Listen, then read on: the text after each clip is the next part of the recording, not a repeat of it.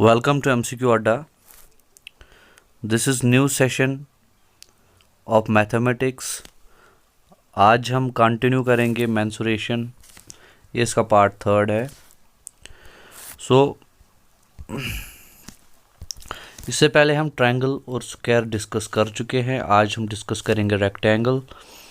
आगे बढ़ने से पहले रिक्वेस्ट यही है, चैनल पर नए हैं तो चैनल को सब्सक्राइब ज़रूर कीजिए, वीडियो लेक्चर लाइक ज़रूर कीजिए अगर अच्छा लगे, और अपने फ्रेंड्स के साथ शेयर कीजिए ताकि उन्हें भी हेल्प हो सके। चलिए स्टार्ट करते हैं आज का सेशन। देखिए, रेक्टेंगल के बारे में आपको दो चीज़ें पता होनी चाहिए। पहली चीज़, opposite sides are equal and parallel. Opposite sides जो हैं वो इक्वल होते हैं और पैरेलल होते हैं। दूसरी चीज़, सारे एंगल्स होते हैं 90 डिग्री। ये है इंफॉर्मेशन जो आपको पता होनी चाहिए रेक्टेंगल के बारे में। जब आपको ये इंफॉर्मेशन पता होगी तो अगर मैं यहाँ पे इसको L लिखूँ लेंथ और ये ब्रेडथ लिखूँ तो एरिया क्या होगा? एरिया होगा obviously length into breadth, right. Perimeter क्या होगा? पेरीमीटर होता है सम ऑफ साइड्स। इसमें 2 बार लेंथ आएगी, 2 बार ब्रेडथ आएगी। 2L + B, ये हो गया इसका पेरीमीटर, ठीक। और अब बचता है डायगोनल। डायगोनल, ये है डायगोनल, ठीक है। डायगोनल क्या होगा फिर? राइट एंगल ट्रायंगल बन गया है। तो अगर हम पाइथागोरस थ्योरम अप्लाई करेंगे तो ये क्या होगा? L² + B², लेकिन अंडर रूट, राइट। डायगोनल होगा इसका L² + B² अंडर रूट में। ये 3 चीज़ें आपने याद रखनी है, ठीक है। एक एरिया, ये है पेरीमीटर और ये है डायगोनल। चले स्टार्ट करते हैं क्वेश्चंस। हाई लेवल क्वेश्चंस करते हैं ताकि जो है आपका बेस जो है बिल्कुल अच्छा बने, ठीक है। The breadth of rectangular hall is 4/3 of its length. देखिए, परसेंटेज आपने पढ़ी होगी, 3/4 होता है 75%।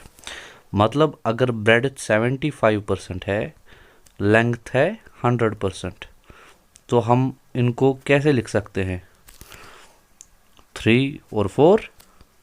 मतलब अगर लेंथ 4 है तो ब्रेडथ 3 है, यही बोल रहा है क्वेश्चन। चलिए ठीक है, इतना हमें समझ आ गया। इसके बाद क्वेश्चन ने हमें एरिया दिया 768 मीटर स्क्वायर, और पूछ क्या रहा है? Then the difference between the length and breadth of the hall is. देखिए, ये है ब्रेडथ, ये है लेंथ। 4x और 3x। x कुछ भी हो सकता है, लेकिन हमें जो एग्जामिनर ने रेशियो दिया वो ये है, ठीक है। हम इसको ऐसे लिख सकते हैं कि 4x × 3x, ये एरिया हो गया लेंथ इंटू ब्रेडथ, और एरिया हमको पता है 768, राइट। हम इसको 12x लिख सकते हैं ना, 768 लिख सकते हैं। 12 से जब हम इसको जो है कट करेंगे तो पहले 6 से करते हैं। 6 2 12, 6 1 6, 6 2 12, 6 8 48, 264, ठीक है। x का वैल्यू आया 64, राइट। ये एक रेक्टेंगल है, समझिएगा। रेशो के हिसाब से हमें ये पता है कि ब्रेडथ की 3 है 3x और लेंथ इसकी है 4x, राइट। x की वैल्यू हमें मिली 64, ठीक है। अब हमें पूछ क्या रहा है क्वेश्चन? सॉरी, एक मिस्टेक होगी यहाँ पे। ये x² है, राइट। x × x x² होगा ना, तो x² = 64, राइट। चलिए मैं इसको रब करता हूँ, फिर से मैं आपको जो है एक बार दिखाता हूँ। देखिए, ये रेक्टेंगल है, क्वेश्चन ने हमें ये दिया कि इसका एरिया है 768 और ये चीज़ बोली हमें एग्जामिनर ने कि ब्रेड्थ जो है उसका रेशियो है 4 और सॉरी लेंथ का है 4 और ब्रेड्थ का है 3। हमने इसको ऐसे पुट किया कि 4x इंटू 3x होता है 768। जब हमने मल्टीप्लाई किया तो ये आया 12x², राइट। कितना होता है 768 और x² हमारे पास आया 64। जब हमने काट किया इसको मतलब x आया हमारे पास 8, राइट। देखिए अब मुझे यहाँ पे मल्टीप्लाई करने की ज़रूरत नहीं है, पहले मैं 3x निकालूंगा फिर 4x निकालूंगा, पहले मैं क्वेश्चन पढ़ूंगा। क्वेश्चन मुझे बोल रहा है then the difference between the length and breadth. Length और ब्रेड्थ के बीच में डिफरेंस कितनी है? अगर 4x में से 3x माइनस करेंगे तो क्या आएगा? x ही आएगा ना। तो x की वैल्यू तो मुझे मिल गई 8, राइट। क्लियर हो गया? आई होप क्लियर हो गया होगा, इजी क्वेश्चन था।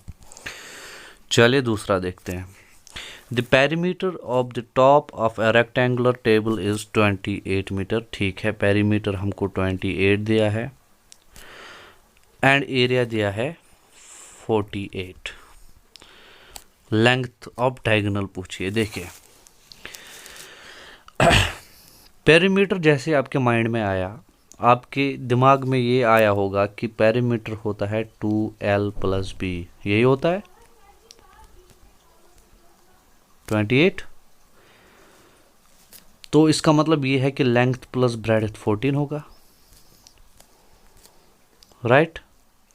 मतलब लेंथ और ब्रेड्थ का सम है 14। ये चीज़ हमें मिल गई।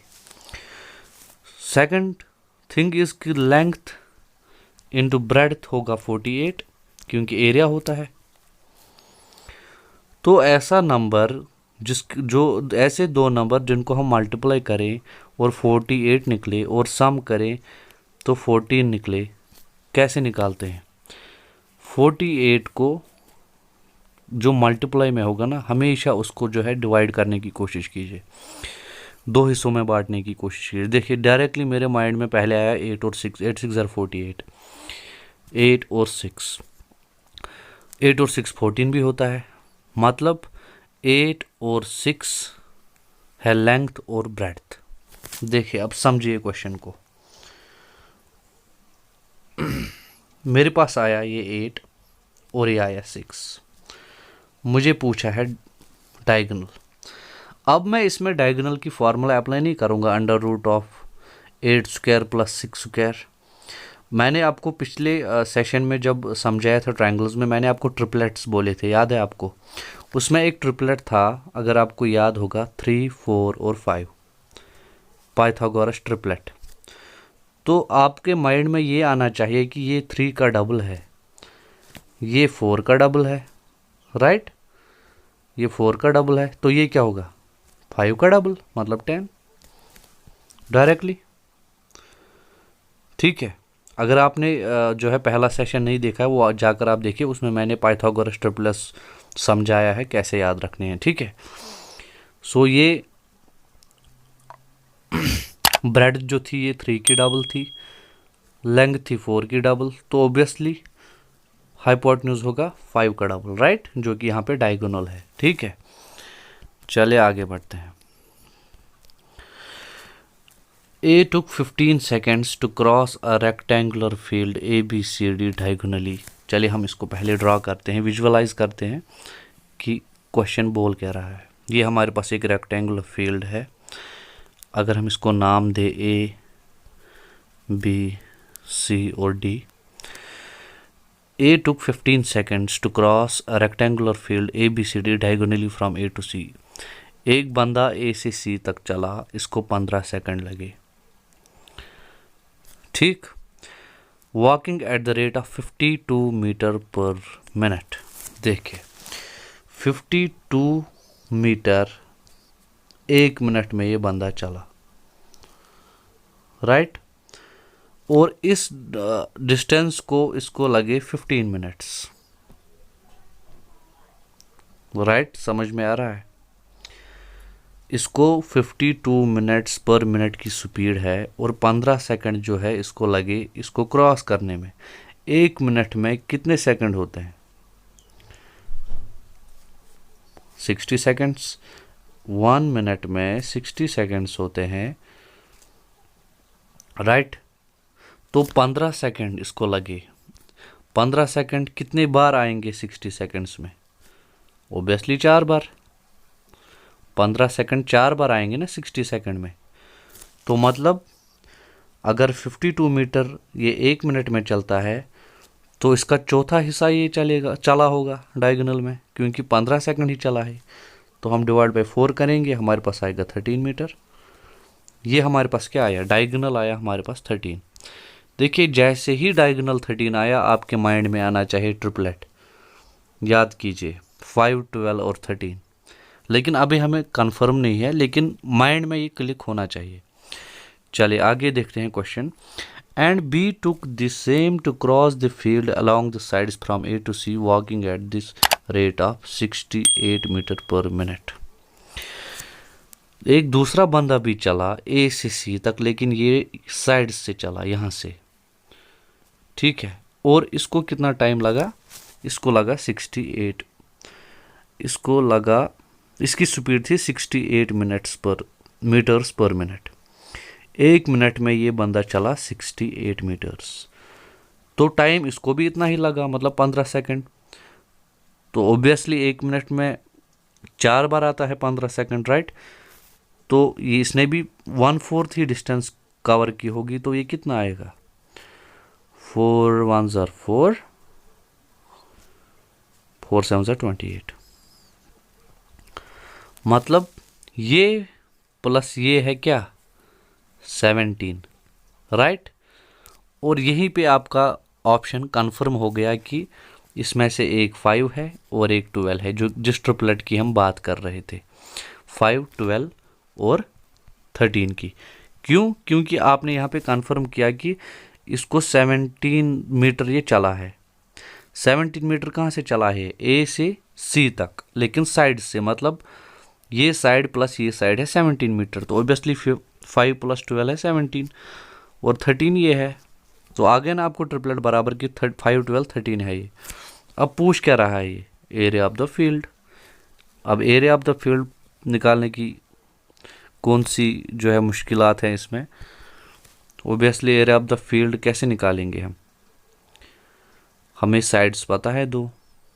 एक साइड है हमारा 5, एक है 12, राइट। लेंथ 12 है, ब्रेड्थ 5 है।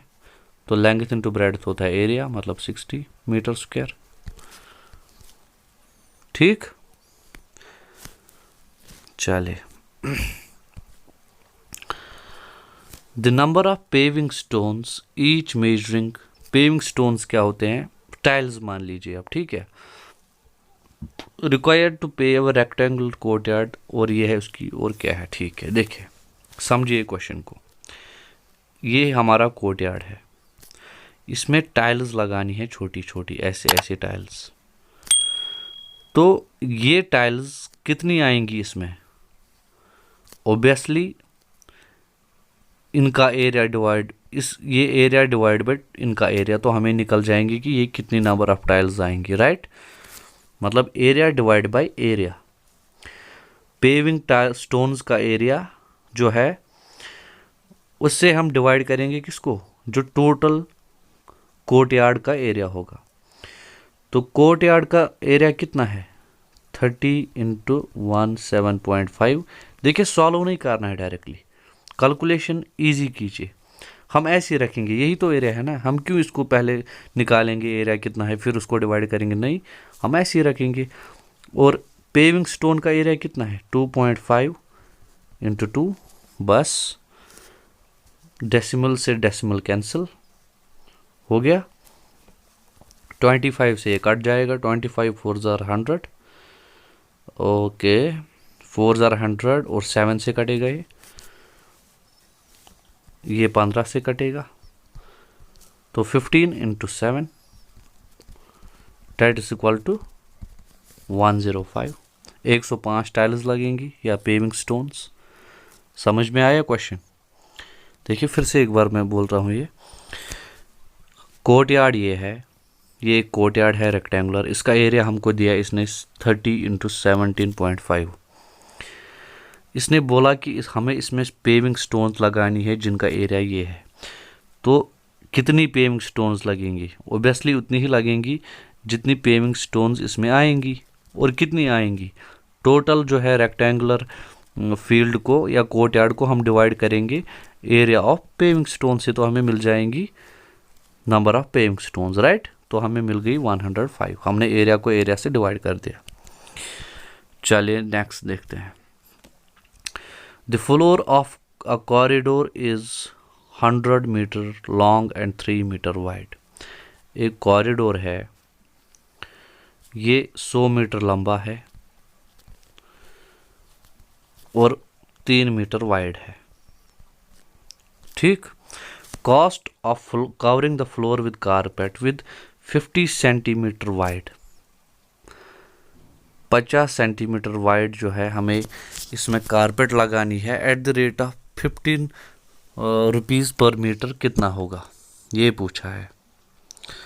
सो ऑब्वियसली देखिए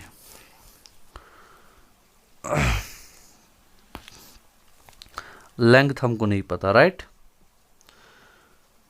सो 100 × 3 ये एरिया हो गया इस कोर्टयार्ड का, राइट।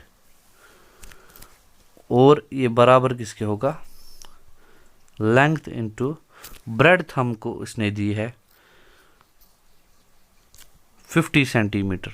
50 सेंटीमीटर को मैं हाफ मीटर लिख सकता हूँ, डायरेक्ट लिख सकता हूँ, आधा मीटर, राइट, लिख सकता हूँ ना। ओके, सो ये 2 चला जाएगा यहाँ पे, तो ये हो जाएगा 600 और ये आ गया L। सो हमारे पास आई अब 600 ये टोटल, राइट। हमने 2 उधर शिफ्ट किया और लेंथ आई हमारी 600, length into breadth, sorry length into breadth आया हमारा 600, क्योंकि ब्रेड हाफ था, लेंथ हमें नहीं पता, लेकिन लेंथ इंटू ब्रेड हमारे को मिल गया कि 600 मीटर, राइट। अब हमें क्या करना है? कॉस्ट कितना है? 15 पर मीटर, तो 600 मीटर टोटल है और 15 इसका कॉस्ट है, तो कितना आएगा? 615 90 900, वेट अ सेकेंड, हाँ 9000 आ गया आंसर। देखिए हमने किया क्या, हमको एरिया ये पता था, इसको हमने इक्वल रखा लेंथ इंटू ब्रेड्थ।